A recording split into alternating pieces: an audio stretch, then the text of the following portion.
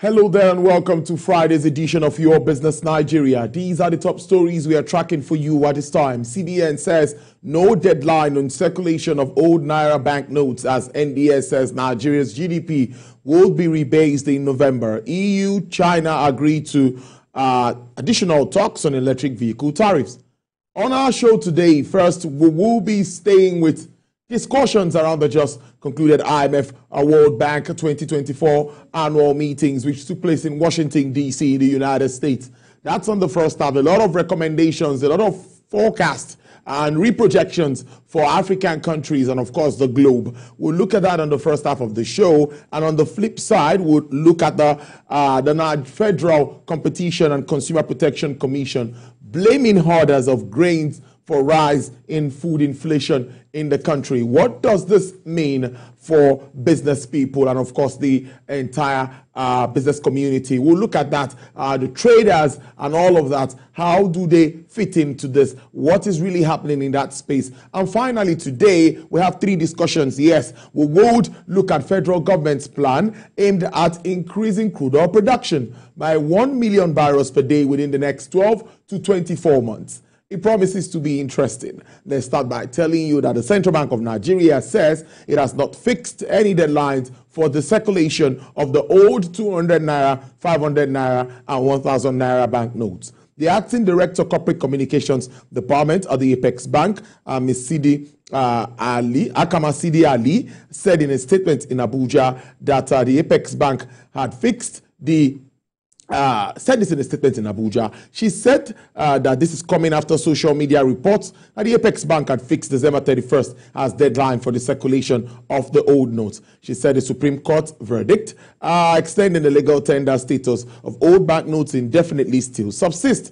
The Apex Bank's director said the bank wishes to state categorically that claims on social media that 200 Naira, 500 Naira, and 1,000 Naira banknotes shall cease to be legal tender from December 31st are false and calculated to disrupt the country's payment system.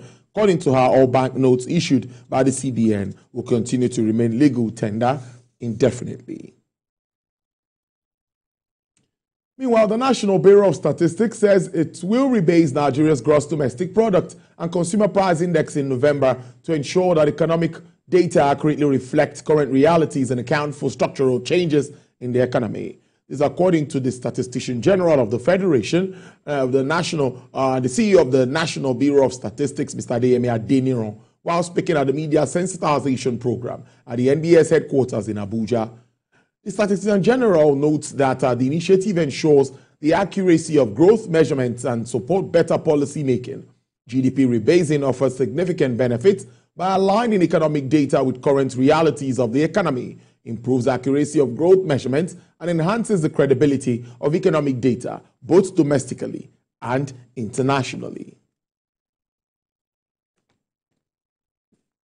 Well, the central bank has disclosed that external reserves hit $40.2 billion as at the end of last week. The CBN's Deputy Governor, Economic Policy, Mr. Mohammed Sani Abdullahi, made the disclosure while speaking to potential investors on the sidelines of the ongoing International Monetary Fund World Bank annual meeting in Washington, D.C. The Deputy Governor also disclosed that the CBN is targeting a $1 billion monthly inflow as the policies of the Apex Bank take root. In the same vein, the International Monetary Fund has observed signs of growth stability in Nigeria's currency, the Naira, citing recent interest rate hikes and efforts by the Central Bank of Nigeria to clear foreign exchange backlogs. Well, let's get talking about some of this recent developments. Mr. Adetilewa Adebajo is the Chief Executive Officer of the CFG Advisory. Good afternoon, Mr. Adebajo.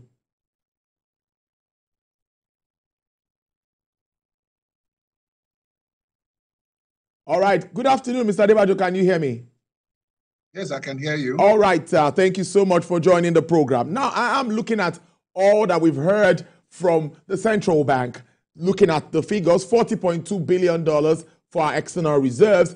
And also the IMF is saying there's a bit of stability with Nigeria's Naira. But my question to you really would be, does it look like we are getting to that point where things will start to change? Or what do you make of the fallout of these reforms that everyone is talking about? Well, my own opinion on the reform program is that we have put the cart before the horse. And the benefits that we're supposed to get within the last 1 year, we have not really gotten those benefits. And we have, as far as I see it, the reform programs have hit a quagmire. So right now we are in a quagmire, and it's important now that the government should press the reset button to enable us to move things in the right direction.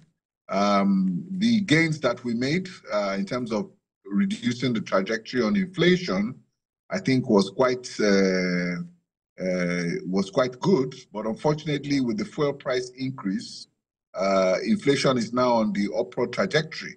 And what you're seeing in that case is the fact that you're seeing that there's a lack of coordination of policy, because if you know that you're going to remove fuel prices, and that has a direct cost push impact, you need to be able to coordinate with the central bank to ensure they're doing things.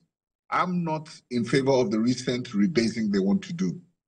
Rebasing of the GDP and the inflation figures is going to be a way out.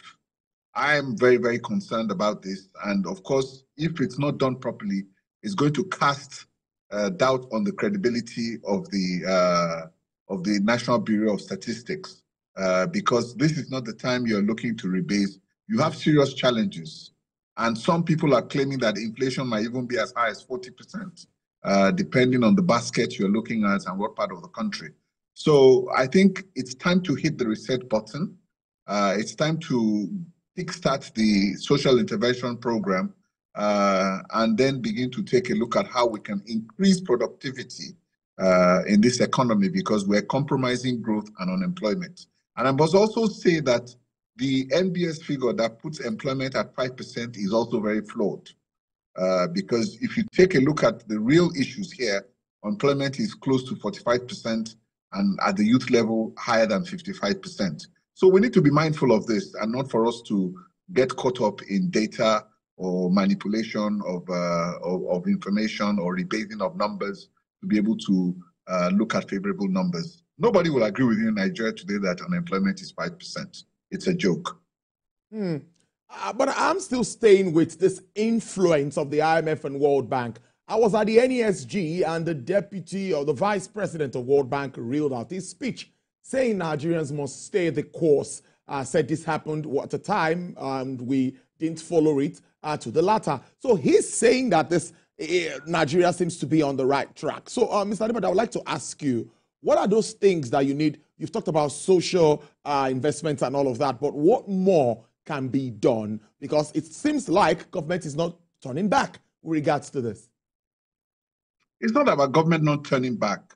Okay. You cannot do reform for the sake of reforms. Okay. If you're going to do reforms, nobody is against the reform program.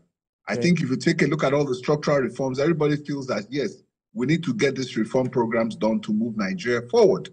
But you must implement properly. And that is where this government has failed. You put the cart before the horse. You have cost the country dearly. 200% devaluation in your currency. You're looking at runaway inflation. You're not able to be decisive on this fuel subsidy removal. You know, it's not been handled well, and it's catastrophic. Industry is suffering. Industries are closing, and people are leaving. So you cannot continue to talk about a reform program if you are not looking at the results on ground. What are the results of these programs? You know, we're looking at raising interest rates on the short term so that, you know, we can do this on the short term so we can reduce inflation. The Federal Reserve Bank of America, it took them 2 years to bring inflation down from 9% to 2% before they started to cut their rates. So, you know, if we are going to take a year or two to reform this economy and we're going to cause pain to people, we must understand that the outcome at the end of the tunnel must be positive. So at the end of the day, what we're seeing now is that the government deficit now is going to be close to 20 trillion this year. The latest figures released by the Debt Management Office shows the debt profile at 134 trillion, you know, and, you know, 8 trillion is what we're using for debt service this year. It might go up to 10 trillion and it's not sustainable. You can't use 8 trillion for debt service when your defense budget is only 2 trillion or your education budget is only 2 trillion. It's not sustainable. So we need to press the reset button and get these reforms back on track. Currently, they are not on track. And the fiscal side of things and excessive government spending is really where the problem is. You have a 20 trillion budget deficit this year you need to finance. Look, the central bank has increased CRR from 32.5% to 50% in 1 year. They have increased interest rates by nearly 900 basis points. You know, they have done OMO bills of 7.6 trillion in the last 6 to 9 months. Despite or in spite of all this tightening, money supply has doubled from last year to this year to 107 trillion naira. You know, it's not going to work. We need to get back to the path of sustainability. And the problem in this country is government spending. That needs to stop.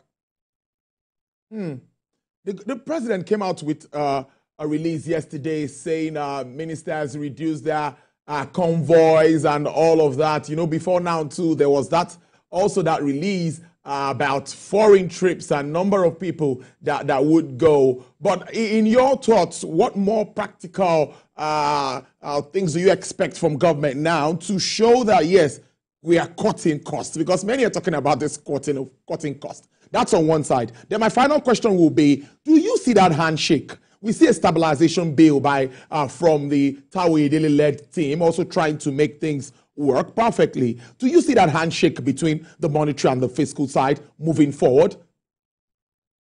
Well, to answer your question, yes, it's a good initiative. The president saying they're going to reduce the ministerial things and the ministerial entourage and the number of cars they have. Good. Step in the right direction. What we would like to see is when you do the budget for 2025, we have a medium-term economic expenditure framework. Go and make the necessary cuts in the 2025 budget. If we're going to see anything that is serious, or we want to take it seriously, then the government must reduce that expenditure. And the senators should stop padding the budgets. The legislators and House of Reps, they should stop padding. If the government puts in a budget, accept the government budget. Even try to cut it further, not add to it. So if I'm going to see anything that is serious, I want to see a budget that is streamlined for 2025. If we don't have a streamlined budget for 2025, we're wasting our time. Now, you talk about the coordination between the whole economy. I think that is what has gone astray. Look at what has happened now. We saw inflation coming down. And next thing, the fuel price increase came in. Are you not timing the fuel price increase to the monetary supply? So, you know, we need to get the president to step in and begin to coordinate the economy, work with his coordinating minister of economy for us to see integration. Taiwo Idele committee is working in silos. Too many people are working in silos.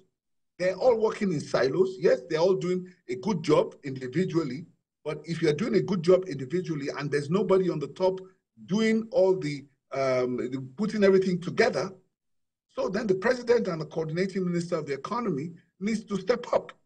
There's no economic leadership in Nigeria, and that is my problem. Finally, we expect another MPC meeting in November. What do you think will be on that table? What do you think would shape discussions on that meeting in November?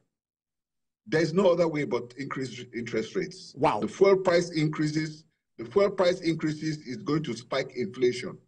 The pass-through effect of inflation for the fuel price increase has not fully manifested. It's going to manifest over the next 2 months. So the only way the inflation trajectory is going is up. And in order for us to preempt this, the Monetary Policy Committee has no choice but to increase interest rates. And that is where we have the dilemma.